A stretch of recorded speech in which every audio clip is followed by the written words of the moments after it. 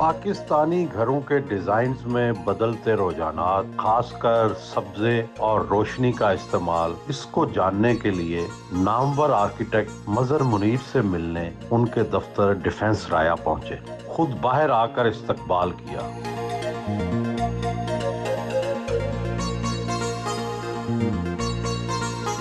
जरूरत है कि लोकल आर्टिस्ट को प्रमोट किया जाए।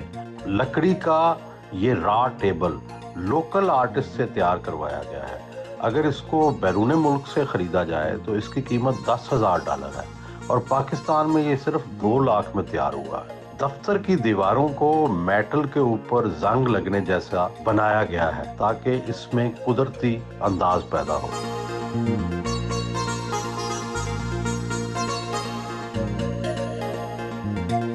आपने 2000 के करीब मॉडर्न घर बनाए हैं। जब आपने ये काम शुरू किया और आज तक क्या क्या तब्दीलियां आ गई हैं? अब तो आजकल कहते हैं कि घर सब्ज होने चाहिए, यानी उनके अंदर मटेरियल ऐसा इस्तेमाल होना चाहिए, ऐसा सिस्टम होना चाहिए कि जिससे हिद्दत कम आए, सर्दी कम आए और सारा कुछ कुदरती हो। सर एक्चुअली मटेरियल्स पहले भी अवेलेबल थे, उसको यूज़ करने का जो प्रोसेस था वो थोड़ा डिफरेंटली डील हो रहा था।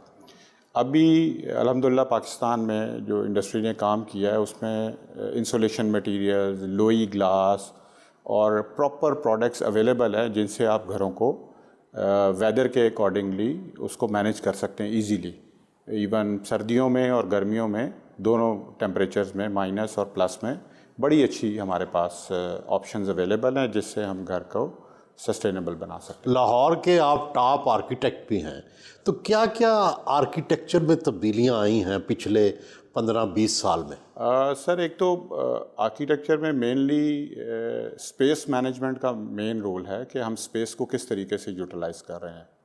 उसके बाद जो लाहौर में माशाल्लाह जो अपग्रेडेशन आई है, जो पूरे पाकिस्तान में मैं समझता हूँ नहीं है, वो ये है कि इंटीरियर्स बहुत ज़्यादा अपग्रेड हुए हैं। लोगों ने बड़े अच्छे घर बनाए हैं यहाँ पे।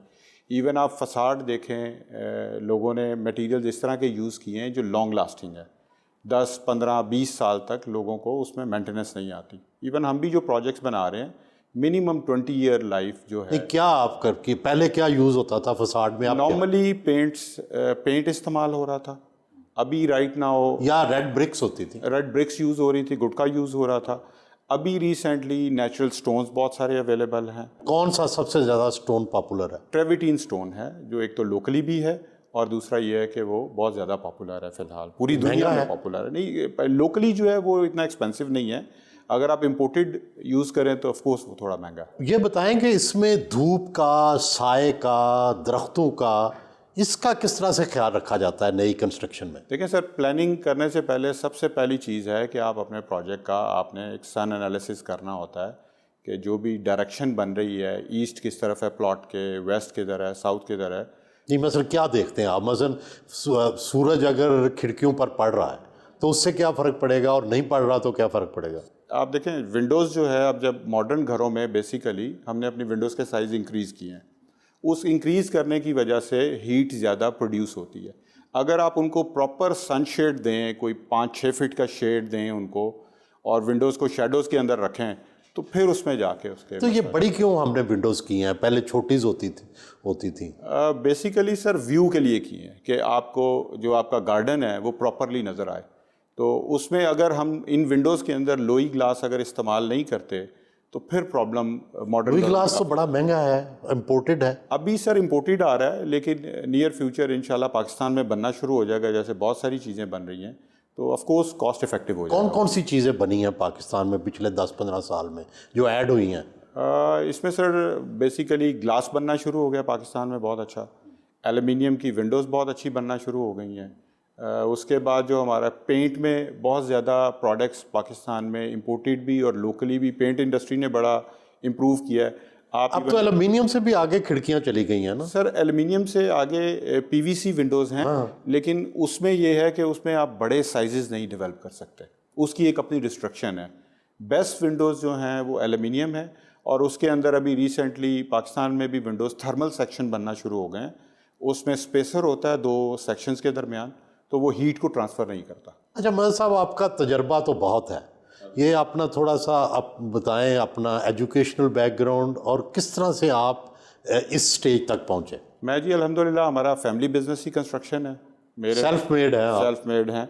और मेरे पहले उस्ताद मेरे वालिद साहब हैं, और मैं उन्हीं के ऑफिस में उनके पास ही काम करता था। एजुकेशन मैंने सारी अपनी लाहौर से कंप्लीट की है, और मेरा पैशन था जो मुझे कोई यहाँ तक ले आया। कंस्ट्रक्शन में डिग्री ली, इंजीनियरिंग में ली, आर्किटेक्चर में ली, या जस्ट आपने सीखा बस खुद? सर, इसमें मैंने डिप्लोमास किए हैं, और उसके अकॉर्डिंगली फिर मैंने बाकी मेरा फील्ड एक्सपीरियंस है। ये फरमाइए कि जो आपने नए नए तजर्बे किए, कई मॉडल्स बनाए आपने, लीनियर मॉडल बनाया और चीज़ें की तजर्बे, तो अब फाइनली इतने सालों के बाद आप क्या समझते हैं कौन सा तजर्बा सबसे ज़्यादा कामयाब रहा? सर, सबसे ज़्यादा जो कामयाब तजर्बा हमारा रहा है वो एक प्रोजेक्ट हमने बिल्ड किया है सस्टेनेबल, जिसमें प्रॉपर वॉल्स इंसोलेशन है, और उसकी विंडोज़ भी लोई ग्लास हैं, साइज़ बड़े रिजनेबल हैं। बल्कि हम तो अभी कोशिश करते हैं कि अपना कार्बन फुटप्रिंट कम करने के लिए अपने साइज़ को, बिल्ट अप एरिया को हम लोग कम करें, जो कि नॉर्मली बहरहाल ये प्रैक्टिस नहीं है हमारे यहाँ, क्योंकि हमारी जो इंडस्ट्री है वो लग्जरी को डील हो रही है। लेकिन ओवरऑल अगर हम अपना सर बिल्ट अप एरिया कम करते हैं तो वो चीज़ें बहुत बेहतर हो जाएंगी इससे। नहीं, और यानी इसकी बजाय उस स्पेस ज़्यादा रखें, ओपन स्पेस सर ज़्यादा हो, गार्डन ज़्यादा हो, ग्रीनरी हो। दीवारों को किस तरह आप इंसुलेट कर रहे हैं? दीवारों में सर प्रॉपरली इंसुलेशन मटेरियल है। एक दीवार आपकी लोड बेरिंग वॉल है, और एक एक्स्ट्रा वॉल पार्टीशन लगा के उसके इन बिटवीन हम लोग इंसुलेशन मटेरियल फिल करते हैं। वो डिफरेंट टाइप के मटेरियल्स अवेलेबल हैं। बस सबसे बड़ा मसला तो कास्ट होता है। तो जब आप मॉडर्न घर बनाते हैं तो लोग डरते ही हैं कि बहुत पैसे लगेंगे, और जितनी मशवरे लें उतने और पैसे लगते हैं। सर, बेसिकली आर्किटेक्चर जो है वो लग्जरी को डील करने के लिए एक्चुअली में तो नहीं है। हम हर तरह की कॉस्ट में घर को मैनेज कर सकते हैं, इसमें डरने की ज़रूरत नहीं है। मेनली ये होता है कि अगर हम अपनी जो फिनिशेस प्रोडक्ट्स हैं उनमें लोकल प्रोडक्ट्स को यूज़ करें तो कॉस्ट इफ़ेक्टिव सॉल्यूशंस बहुत सारे अवेलेबल हैं। हमारे यहाँ जब हम इंपोर्टेड प्रोडक्ट्स लगाते हैं तो फिर उसमें जाके कॉस्ट ऑफ कोर्स बढ़ती है। ज़ाहिर है, जब टाइलें लगेंगी, जब बाहर के शीशे लगेंगे, ख़ासकर टाइलें बहुत महंगी हैं, बाथरूम्स का सामान बहुत महंगा है, इसका कोई सलूशन, पाकिस्तानी सलूशन नहीं निकल रहा? नहीं सर, पाकिस्तान में अभी बहुत अच्छी टाइलें बनना शुरू हो गई हैं, जिनकी कॉस्ट टेंटिवली 3000 रुपीज़ पर स्क्वायर फिट है।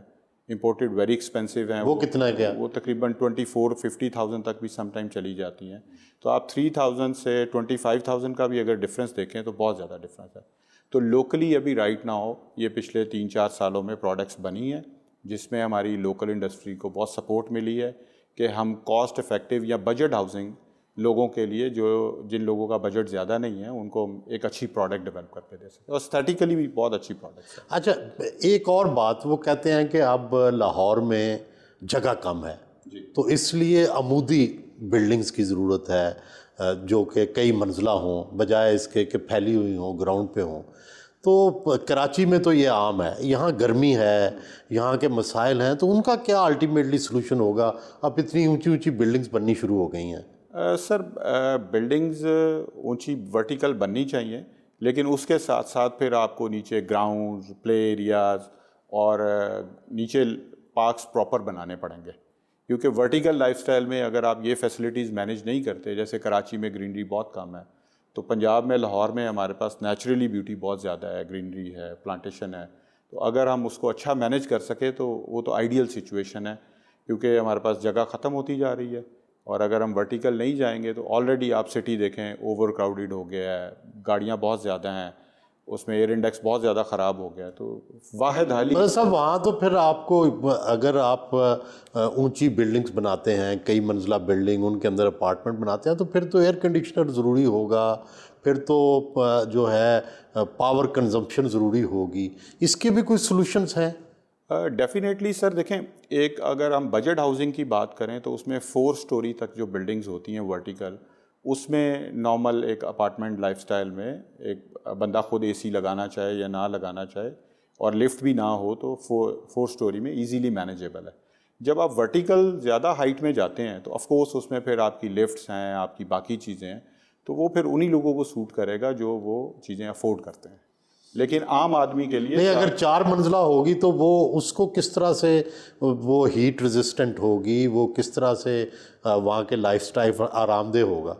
सर उसमें विंडोज़ के साइजेस को थोड़ा रिजनेबल रखा जाए, वॉल्स में इंसोलेशन की जाए। मेन जो इंसोलेशन है वो तो होगी, लाजमी होगी।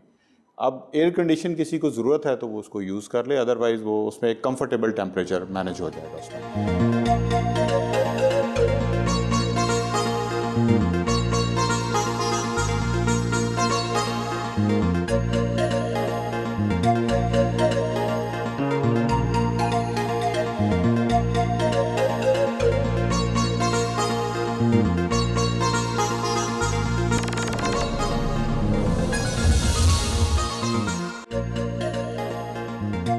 दफ्तर से रवाना हुए।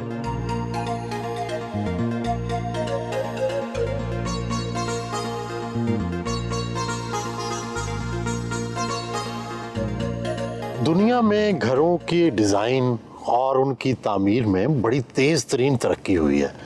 आप दुनिया में कहाँ कहाँ गए हैं और कहाँ सबसे अच्छे घर बन रहे हैं दुनिया में? ऑलमोस्ट सारी दुनिया विज़िट की है। अमेरिका में अगर आप कंस्ट्रक्शन पैटर्न देखें तो राफ्ट डालते हैं, मेटल स्ट्रक्चर है और सारी वुडन पार्टीशन है। सो दैट्स वाई उनकी लाइफ बहुत ज़्यादा, आप देखते हैं वहाँ 100 ईयर घरों की लाइफ है। और दुनिया में क्या क्या तजर्बे हुए हैं? स्पेशली मुझे इटली बड़ा इंस्पायर करता है। वहाँ का जो आर्किटेक्चर है और सोचने की और देखने की बात है कि वो 1,500-2 हज़ार या 3 हज़ार साल पहले वहाँ के जो लोग थे वो कितना उनका पीस ऑफ माइंड था, आर्किटेक्चर किस लेवल का वो लोग डेवलप कर रहे थे, जो अभी भी हमारे रीजन में उस तरह से काम नहीं हो रहा। और स्पेन और कहाँ कहाँ आपने आर्किटेक्चर में बहुत बेहतर काम देखा? आर्किटेक्चर स्पेन में बार्सिलोना में गाउदी का चर्च है, वो बड़ा फेमस है और उसका बड़ा इंस्पायरिंग जो वो तो अभी तक ज़ेरे तामीर ही है। ऑलमोस्ट सर कंप्लीट हो गया, बस अभी तो वो कंप्लीट है, अभी इंशाल्लाह ओपन हो जाएगा नियर बाय। तो आपका पसंदीदा आर्किटेक्ट, डिज़ाइनर और बिल्डिंग कौन सी है? सर गौदी मेरे लिए बड़ा इंस्पायरिंग है और उन्होंने जो काम किया है वो गौदी तो गोथिक और ओल्ड आर्किटेक्चर में काम करता था, आप मॉडर्न में काम करते हैं, आप लीनियर में काम करते हैं। गौदी ने भी गॉथिक के अंदर भी बेसिकली मॉडर्न फॉर्म्स इंट्रोड्यूस कराई हैं, तो उसमें काफ़ी उन्होंने डिज़ाइन में चेंजेस लेके आए हैं जो नॉर्मल जो गॉथिक आर्किटेक्चर था उससे बिल्कुल हट के है वो। उन्होंने तो एक पार्क भी बनाया हुआ है जिसमें दरख्तों को भी उन्होंने आर्किटेक्चर दे दिया दरख्तों को। हाँ, उन्होंने उसको भी उस तरीके से मॉडिफाई किया है और चीज़ों को एक आर्ट के तौर पे हर चीज़ को, हर प्लांट भी प्लांट, हाँ, हर चीज़ को सर आर्ट के तौर पे उन्होंने प्रेजेंट किया है। कितने कुल मुल्कों में जा चुके हैं? 20 के करीब मुल्क हैं जो मेन हैं। यूरोप ऑलमोस्ट पूरा है, उसके अलावा यूएस है। आपको गाड़ियों का भी शौक है, कितनी गाड़ियां हैं और महंगी महंगी गाड़ियां खरीदते हैं आप? अभी तो क्योंकि इलेक्ट्रिक का दौर है, सो कुछ एक इलेक्ट्रिक रखी हुई है गाड़ी। मतलब साहब आपने ज़िंदगी भर बहुत मेहनत की और ज़ाहिर है आपका ख़ानदान कोई मुतमव्वल नहीं था, गुर्बत में आपने आँख खोली, तो ये गुर्बत से जो रिचनेस का और अमारत का जो सफ़र था ये कैसा गुजरा, क्या क्या तब्दीलियाँ आई आप में? सर एक्चुअली मेरे जो दादा थे वो कॉन्ट्रैक्टर थे और हम बड़े एक average lower middle class family से हैं और मेरे दादा हमेशा मुझे देख के कहा करते थे, मेरे पेरेंट्स भी और बाकी सब लोगों को, कि ये बच्चा जो है डिफरेंट है, ये कुछ बनेगा। तो मेरे वालिदैन बल्कि अब बड़े खुश होते हैं कि तुम्हारे दादा का बड़ा विजन था वो। तो ये मेनली तो सर मेहनत है, इंसान मेहनत करे और शॉर्टकट में ना जाए तो तरक्की आपका नसीब बन जाती है। बचपन की कोई महरूमियाँ याद हैं और आज उनको किस तरह सेलिब्रेट करते हैं? सर जैसे बाइक का बहुत शौक होता था बचपन में कि बाइक होनी चाहिए, फिर एक ज़माने में स्पोर्ट्स बाइक मैंने रखी भी, गाड़ियों का भी इवन बहुत था। मगर सब दुनिया में बड़े बड़े आर्किटेक्ट हुए हैं और सब कॉन्टिनेंट में भी, हमारे बड़े सगीर में भी, जिसने शालामार बाग बनाया होगा या जिसने शाही मस्जिद डिज़ाइन की होगी, तो हमारे यहाँ वो कौन सी ऐसी इमारतें हैं या कैसे बाग या ऐसी कोई चीज़ है जिसको हम, या अलहमरा कल्चरल या अलहमरा आर्ट सेंटर है, किसको हम कह सकते हैं कि यार ये मॉडर्न ज़माने में क्या हमें पाकिस्तान के बाद हमने ये बनाया?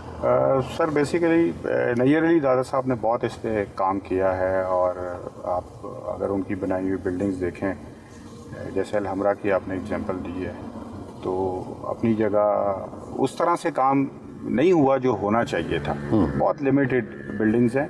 मॉडर्न में फिर अब आके सर बहुत अच्छा काम होना शुरू हो गया। मसलन कोई मिसालें देना। सर एक और बिल्डिंग है हमारी जेल रोड के ऊपर, आप देखें तो वो भी नैयर साहब की डिज़ाइन है। वो बड़ी स्ट्रेट लाइन बिल्डिंग है, बड़ी खूबसूरत बिल्डिंग है। और आपने जो सबसे खूबसूरत तरीन जो बिल्डिंग्स हैं वो आपने कौन सी बनाई, और या किसी और आर्किटेक्ट ने जिससे आप पसंद करते हो? सर एक्चुअली मेरी स्पेशलिटी ज़्यादा रेजिडेंशियल है, और रेजिडेंशियल विलाज में मेरे लिए जो इंस्पायरिंग आर्किटेक्ट हैं वो गयूर उबैद साहब हैं। मैं समझता हूँ उन्होंने बहुत ज़बरदस्त काम मॉडर्न लाइंस के ऊपर किया है।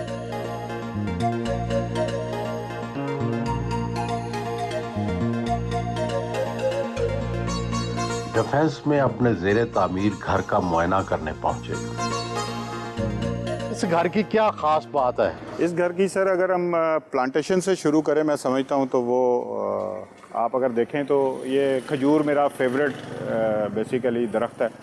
तो हमने इस पे ये सारी बार फसाड के ऊपर खजूरें लगाई हैं। खजूरें लगाने की क्या वजह है? एक तो ज़ाहिर है मकामी हमारा दरख्त है और बड़ी आसानी से हो जाता है। सर ये जब अपनी फॉर्म में आता है तो बड़ा खूबसूरत लगता है, टॉल है। उसके बाद जो इसके नीचे बाकी प्लांट्स होते हैं या ग्रास है, उसको चलने में आसानी रहती है। नॉर्मल जो दरख्त होते हैं उसमें वो नीचे सारा आपका घास भी नहीं उगता, तो इसलिए ये मुझे खैर इसकी शेप बड़ी पसंद है सर। एक ये भी अल्लाह का शाहकार है, तो इसलिए मुझे बहुत पसंद है। और ये पत्थर बाहर कौन सा लगाया आपने? इसमें सर हमने ये सारा ट्रेविटीन लगाया जो कि लोकल है। इसमें हम बिग स्लैब्स यूज़ कर रहे हैं। इस घर में जितनी भी प्रोडक्ट हैं सुहेल भाई, वो सारी नेचुरल हैं। एक्सटीरियर, इंटीरियर, फ्लोरिंग लोकल हैं, और फ्लोरिंग इसका इटालियन मार्बल है इवन, लेकिन नेचुरल्स हैं। इसमें इस घर में कोई भी हमने टाइल नहीं यूज़ की। अगर आप बाथरूमों में भी जाएंगे तो नेचुरल मार्बल्स हैं बेसिकली। ट्रेविटीन कहाँ से आता है जी?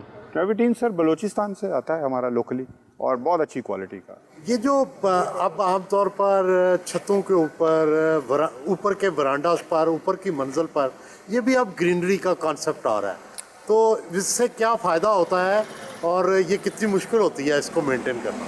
सर अब इतना मुश्किल नहीं है मेंटेन करना। आप देखें अगर हमने ये टेरेस के ऊपर प्लांट्स रखे हुए हैं, तो प्लांट्स स्पेशली लगाए वो जाते हैं जिनको पानी की जिनकी कंजम्पशन बहुत कम हो, तो इसलिए आजकल इसको मैनेज करना बहुत आसान है, ज़बरदस्त, और फील बहुत अच्छी आती है। ये 4 कनाल का घर है? ये सिर्फ 2 कनाल का? तकरीबन 3 कनाल का ये घर है।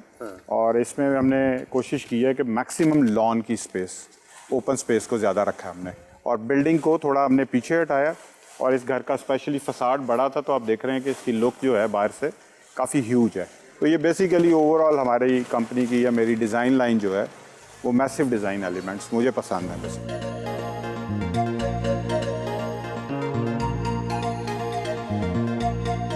बस साहब आपने ये मार्बल का इस्तेमाल किया है? जी सर। संगे मरमर, और पिछले दिनों कुछ साल पहले तक ये आइडिया था कि इसके ऊपर दाग पड़ जाते हैं, तो इसलिए आप जो है वो जो है टाइल्स यूज़ करें, तो अब दोबारा संगे मरमर का इस्तेमाल क्यों शुरू हुआ? सर एक्चुअली अभी बहुत अच्छे ट्रीटमेंट्स अवेलेबल हैं, और ये स्पेशली ये मार्बल हमने इंपोर्ट किया है। सो इसमें ऐसी कोई कंप्लेंट नहीं है कि कोई स्पॉट एब्जॉर्ब होंगे। तो ये कहाँ का है मार्बल? ये सर इटली का मार्बल है बेसिकली। बल्कि इसमें बड़ी ख़ास बात आपको, आप देखें अगर, तो ये हमने डोर भी जो है ये वुड से ख़त्म करके सर पोर्सलिन के अंदर डोर बनाना शुरू किए हैं, और ये 24 फीट हाइट का डोर है, सिंगल। इवन आप इसको एक उंगली से खोलना चाहें तो इसको आप ओपन कर सकते हैं। यानी ये भारी नहीं है? बिल्कुल भारी। तो इसका इतना बड़ा दरवाज़ा रखने की क्या वजह? हमारी पुरानी रवायत है या इसकी कोई ग्रैंडर या इससे कोई अजमत का एहसास दिलाना मकसूद है? सर रवायत भी है। अगर हम मुग़लों का आर्किटेक्चर देखें तो उनकी हाइट्स, उनमें बड़ी बड़ी आर्चेस चीज़ें, तो ये बेसिकली लग्जरी भी आती है इससे, आप बड़ी ओपनिंग जब डेवलप करते हैं। आप ये दरवाज़ा सर देखें बड़ा ईजीली, ये तो वाकई बड़ी आसानी से खुल गया है, हालांकि इतनी भारी है। आप हाइट सर देखें ना इसकी। तो इसमें क्या मटेरियल इस्तेमाल किया जी? बेसिकली सर ये पोर्सलिन मटेरियल है, डेक्टॉन एक प्रोडक्ट बनाती है कंपनी। इसमें मेटल का स्ट्रक्चर है एल्युमिनियम का, और बाकी ये पोर्सलिन प्रोडक्ट लगी है। तो इसमें बारिश से कोई प्रॉब्लम नहीं है। आप देखें ये धूप इस तरफ बहुत पड़ रही है, तो इस दरवाजे को ये लॉन्ग लास्टिंग है, ना ख़राब होगा ना। साहब ये जो धूप है और जो रोशनी है घर के अंदर, इसका आर्किटेक्चर के अंदर, डिज़ाइन के अंदर इसकी कितनी अहमियत है और इसका कितना ख्याल रखा जाता है? अभी आप इस घर में अगर देखें तो आप एंटर हुए हैं तो इसमें एक बड़ी लाइट है, लेकिन डायरेक्ट धूप नहीं आ रही।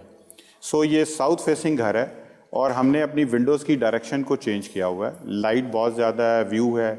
इवन एंट्रेंस पे अगर आप देखें तो ये आपके लेफ़्ट साइड के ऊपर विंडो है हमारी, और ये राइट पे सॉलिड वॉल है, और इसमें बहुत ज़्यादा लाइट बेसिकली नहीं है। आपके पैशियों में भी ग्रीनरी नज़र आ रही है।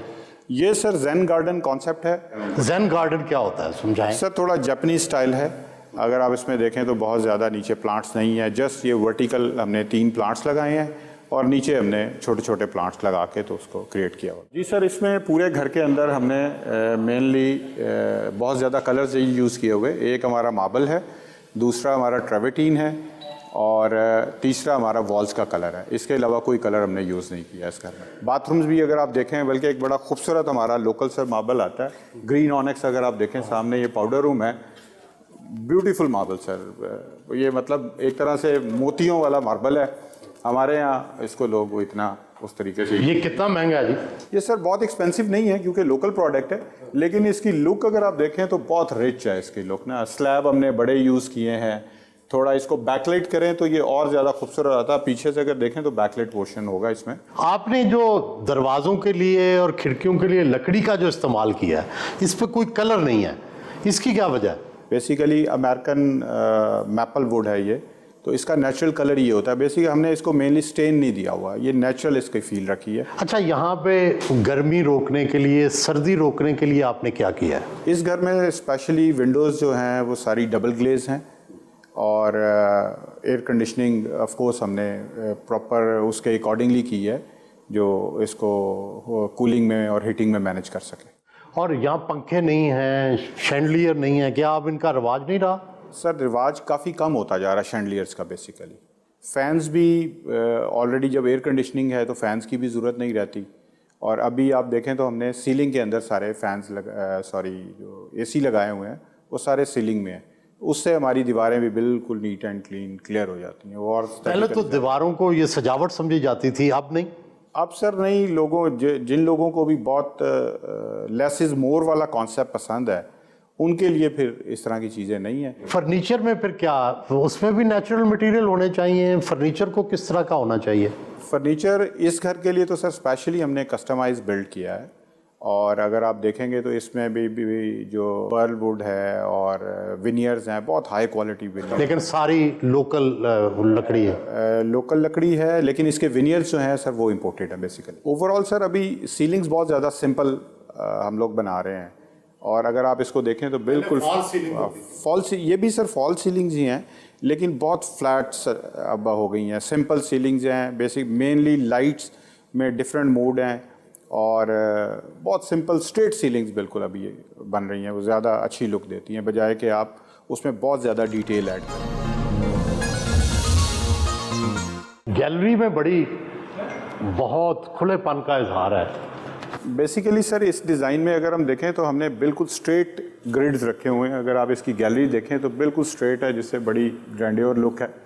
इवन आप ड्राइंग और डाइनिंग का ग्रिड देखें, स्ट्रेट है। आप इससे एंटर होते हैं मेन डोर से, सामने हमारी लॉबी है, और ये एक वाटर बॉडी हमने बनाया हुआ है, बड़ा अच्छा फाउंटेन, ग्रीनरी। तो स्ट्रेट ग्रिड के अंदर जो लुक आती है ना सर, वो बहुत एक्स्ट्राऑर्डिनरी घर की स्पेस को। कुदरत तो बड़ी रंगीन है, सुर्ख रंग है, सब्ज रंग है, और पता नहीं कितने के मछलियाँ देखें, आप जानवर देखें, कुदरत के नज़ारे देखें, कितने रंग हैं। तो वो रंग नहीं आने चाहिए घर में? सर रंग इसमें अभी, क्योंकि अभी ये प्रोजेक्ट कंप्लीट हो रहा है तो इसमें रंग ऐड होने हैं। हम इसमें पेंटिंग्स ऐड हो रही हैं जिसमें कलर्स ऐड होंगे। तो कलर्स के बगैर तो सर लाइफ होती नहीं ना, तो वो ऐड होंगे, लेकिन वो जो भी उनका जितना यूजेज है वो रिक्वायर्ड है, उसी हिसाब से हमने उसको मैनेज करना है इंशाल्लाह। सीढ़ियाँ भी सर उसी तरह नेचुरल मार्बल, वुड, और स्पेशली आजकल आपको पता है लाइट का इफेक्ट जो है वो बहुत मैटर करता है। तो हर जगह इस पूरे घर में जो लाइट है वो बड़ी कंट्रोल लाइटिंग सिस्टम हमने, बल्कि ऑटोमेशन की सर आजकल टेक्नोलॉजी बहुत इन हो गई है, तो ये पूरा घर ऑटोमेटेड है, स्मार्ट कंट्रोल है, फ़ोन पे कंट्रोल करें आप इस घर को, कहीं से भी बैठ के दुनिया में इसकी लाइटिंग को कंट्रोल इजीली कर सकते हैं।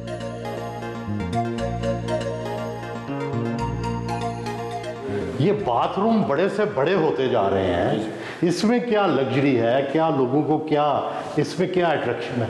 सर इस पे मेनली तो आप देख रहे हैं कि इसमें हमने सारा नेचुरल मार्बल है, लाइट इफ़ेक्ट्स बहुत अच्छे हैं, और लग्जरी के लिए हमने इस पे स्पेशली आप देखें तो गोल्ड प्लेटेड प्रोडक्ट्स यूज़ हुई हैं, जो एक और लेवल पे लग्जरी को ले जाता है गोल्ड प्लेटेड। और बाथरूम, बड़े बाथरूम आजकल इन है सर, लोगों को पसंद आते हैं लग्जरी। और ये कि टेबल क्या, इसका क्या मकसद है? ये सर इसमें ज्वेलरी आइटम्स हैं या सेंटर एक बन जाता है इसमें, और बैठने की जगह आप बैठ के अपना ड्रेसिंग कर सकते हैं, कोई और चीज़ें रख के देख सकते हैं। तो ये सेंटर आइलैंड आजकल काफ़ी बाथरूम वॉकिंग क्लोजेट्स में भी।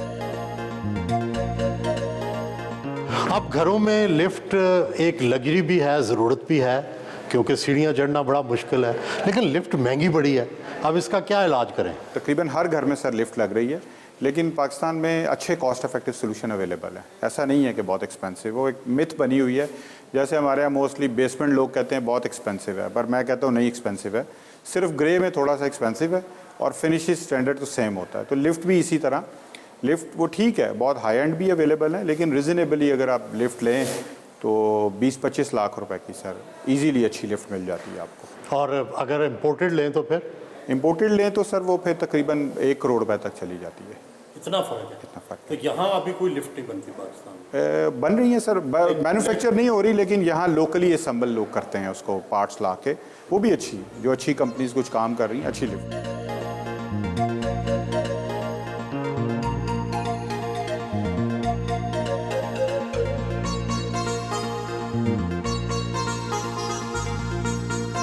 पाकिस्तान में लोग स्विमिंग पूल घर में बनाने से बड़ा डरते हैं, कहते हैं जी सीपेज हो जाती है, बड़े मसले हैं, महंगा भी है, आमतौर पर बेसमेंट में बनता है या ओपन में बने तब भी मसला है।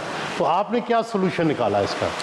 सर एक्सपेंसिव नहीं है, एक हमारे यहाँ एक चीज़ का वो उसको ऐड कर लेते हैं, ये चीज़ें एक्सपेंसिव हैं, और सेम की भी कोई प्रॉब्लम नहीं है। हम मेरे ख्याल से अभी कोई तकरीबन 25 या 30 के करीब ऐसे घर बन रहे हैं जिनमें सबके अंदर स्विमिंग पूल है, और पिछले 8-10 साल से लोग यूज़ कर रहे हैं, ज़ीरो प्रॉब्लम है। और कहते हैं कि इससे मकान को भी नुकसान पहुंचता है, दीवारों को नुकसान पहुंचता है। नहीं सर, इसमें पूल में हम लोग ये करते हैं कि इसके पूल की जो कंक्रीट वॉल्स हैं उसके साथ एक एडिशनल चैनल डेवलप करते हैं, गैप रखते हैं कोई 2-3 फुट का, और ऊपर ये इसमें ना हमने स्लैब डाला हुआ है। अगर खुदा ना खास्ता कभी भी पूल में कोई प्रॉब्लम आती है तो उसके अंदर आप अंदर जाके पूरे चैनल में आप उसका ट्रीटमेंट कर सकते हैं। सो इंशाल्लाह इस तरह की सिचुएशन में नीचे क्या करते हैं?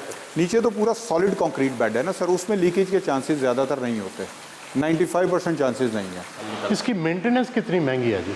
कोई ख़ास नहीं है, फिल्ट्रेशन प्लांट चलता रहता है कॉन्टीन्यूसली और पानी को फ़िल्टर करता रहता है, और बंदा आता है हफ्ते बाद, एक नॉमिनल से चार्जेज हैं, अगर ठीक तरीके से बना हो तो मेंटेनेंस। यहाँ कौन सी टाइल यूज़ हुई है? ये सर बेसिकली टाइल नहीं है, वुडन बैम्बू फ्लोरिंग है। ये पूल डेक के ऊपर बड़ी नॉर्मली फेमस होती है ताकि ये एक एंटी स्लिप एरिया रहे। पूल में आपको पता है ये सारा वेट एरिया है, खराब नहीं होती? नहीं, ये वाटर रेजिस्टेंस है। इस बेसमेंट में तो इतनी रोशनी है, ये बेसमेंट तो लग ही नहीं रहा। सर मेनली तो यही आर्किटेक्ट का कमाल है कि वो डिज़ाइन प्रोजेक्ट को इस तरीके से करे। अब हम जितने भी बेसमेंट बना रहे हैं उसमें आपको यही फील आएगी कि आप ग्राउंड फ्लोर के ऊपर हैं।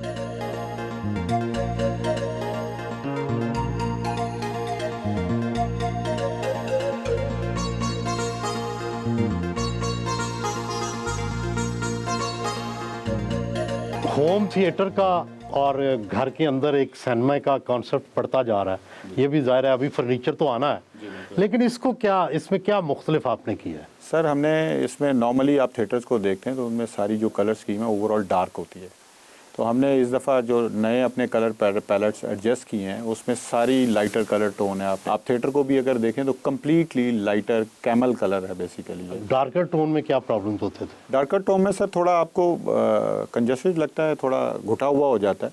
अब इसमें स्पेस ये उतनी है लेकिन आपको ये एक ओपन फील दे, बड़ी फील दे रहा है। ये होम थिएटर भी बहुत महंगा पड़ता है। चीज़ें एक्चुअली एक बेस लेवल से स्टार्ट होती हैं, उसमें बहुत सारी प्रोडक्ट्स अवेलेबल होती हैं। सम टाइम लोग महंगी चीज़ें सुन के घबरा जाते हैं ना, तो उसमें इकोनॉमिकल सॉल्यूशंस अवेलेबल होते हैं। हम नॉर्मली उस पर वर्किंग नहीं करते। इसमें क्या सस्ता सोल्यूशन है? इसमें सर इसमें वॉल ट्रीटमेंट सारे हमने खुद ही मैनेज किए और जो इसका प्रोजेक्टर है और जो साउंड सिस्टम है वो एक रिजनेबल कॉस्ट में हमने किया है, जो टेंटिवली कोई 20 लाख रुपए का इसका सिस्टम है और बाकी वॉल ट्रीटमेंट की जो एक नॉर्मल कॉस्ट आई है। तो एक बड़ा अच्छा थिएटर आपके सामने हमने डेवलप किया।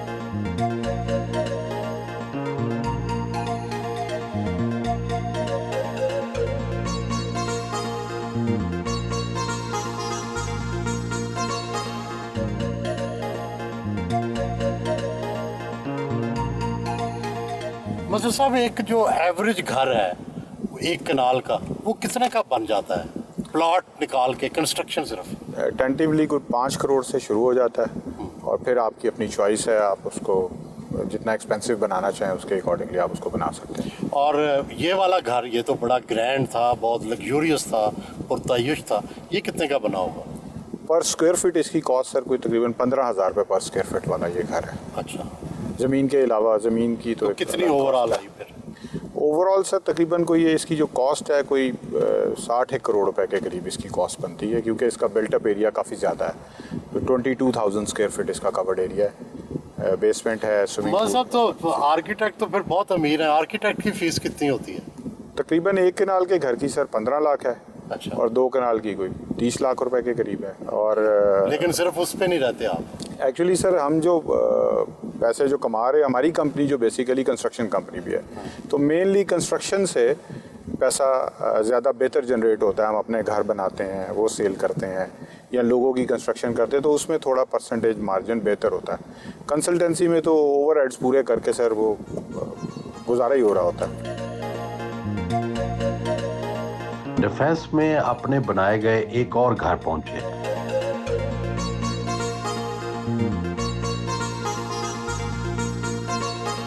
घर का दौरा किया और घर के अंदर सब्जे, धूप और उसके अंदर कुदरती माहौल पैदा करने के हवाले से तफसील से बताया।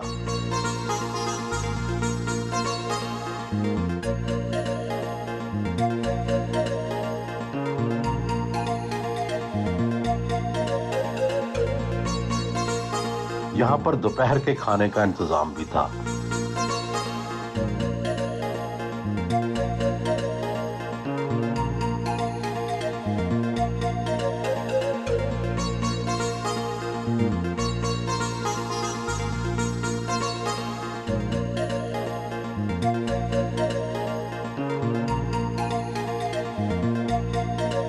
अपने बनाए हुए नए तर्ज तामीर की टाइल से बने घर को देखने आए।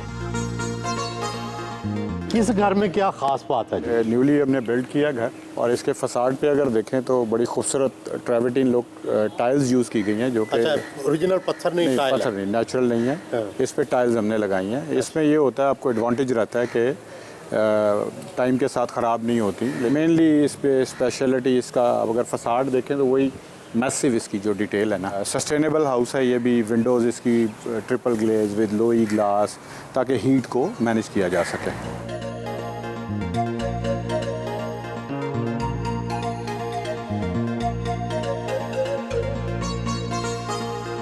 घर की बालाई मंजिल में आए। घर में सेंसर बटन मौजूद है जो किसी की भी मौजूदगी में खुद ब खुद ऑन हो जाते हैं।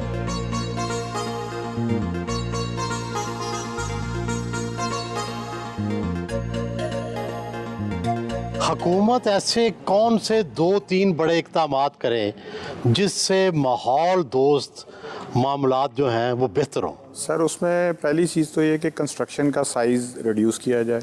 जितना भी बिल्टअप एरिया, एक नॉर्मल घर का एरिया अगर राइट नाउ तकरीबन 65% आप कवर कर सकते हैं और 35% टेंटिवली ओपन होता है।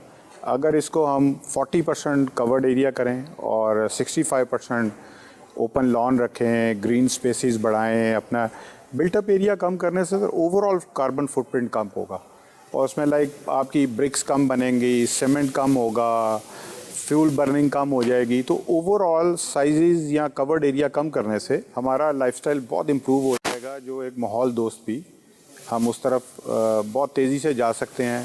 और अगर गाड़ियों के साइज़ रिड्यूस किए जाएं, बिला वजह सब लोग बड़ी गाड़ियां यूज़ कर रहे हैं पूरी दुनिया में, तो आपको पता है पब्लिक ट्रांसपोर्ट है, और अगर गवर्नमेंट हमें पब्लिक ट्रांसपोर्ट दे और हम अपनी गाड़ियां भी कम यूज़ करें जिससे इन्वायरमेंट हमारा क्लीन हो सके। बेसिकली जी अगर हम घरों के अंदर अपने साइज़ को, बेडरूम साइज़ 1 टन का सर करें तो आप एनर्जी एफिशिएंट एयर कंडीशन सिर्फ 1 टन का होना चाहिए, मतलब 12 बाय 14 का रूम बहुत एक रिजनेबल साइज़ का रूम होता है जिसमें 1 टन आपकी एयर कंडीशनिंग कैपेसिटी हो। और बाहर पूरी दुनिया में एक्चुअली अपने रूम साइजेस वो रिजनेबल रखते हैं और अपनी मेन स्पेसेस को कंबाइन कर लेते हैं। उससे एक तो घर काफ़ी खुला ओपन लगता है और आप अपनी स्पेसेस को फैमिली के साथ भी बहुत वेल कनेक्टेड हो जाते हैं, प्रॉपरली यूज़ करते हैं, ज़्यादा इंजॉय करते हैं। हम लोग यहाँ पे सर पार्टीशंस, दीवारें लगाते हैं और उसके बाद फिर उसकी air conditioning cost, sizes increase, तो घर की रनिंग कॉस्ट बहुत ज़्यादा हो जाती है उसमें। तो ज़्यादा बेहतर ये है कि हम अपने साइजेस को रिजनेबल करें जिससे हम तब जाके एक एनर्जी एफिशिएंट घर का ख्वाब पूरा होगा।